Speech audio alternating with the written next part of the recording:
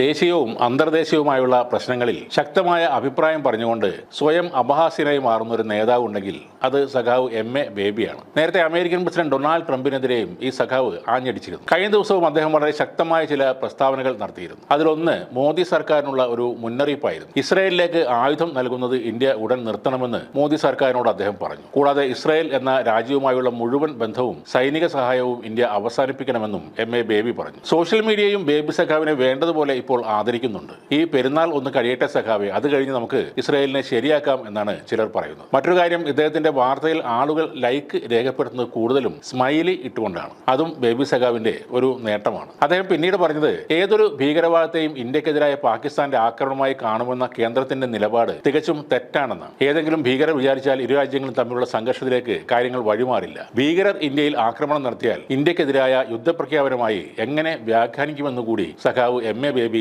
ചോദിക്കുന്നുണ്ട്.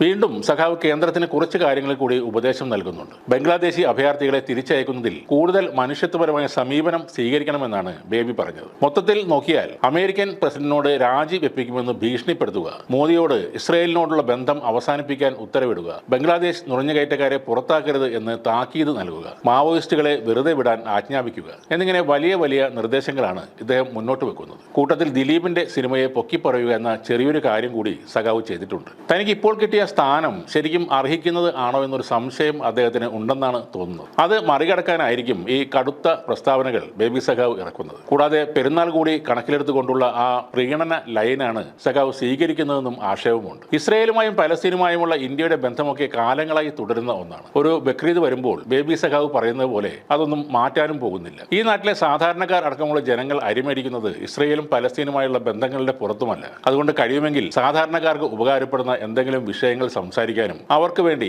എന്തെങ്കിലും നേടിയെടുക്കാനുമാണ് സഖാവ് ബേബി ശ്രദ്ധിക്കേണ്ടത്. ഒരാൾക്കും ഗുണമില്ലാത്ത ആളുകളെ ചിരിപ്പിക്കുന്ന ഇത്തരം ടോപ്പിക്കുമായി വന്ന് ഇനിയും നാണം കെടാതെ ഇരിക്കാൻ സഖാവ് ശ്രമിക്കുക.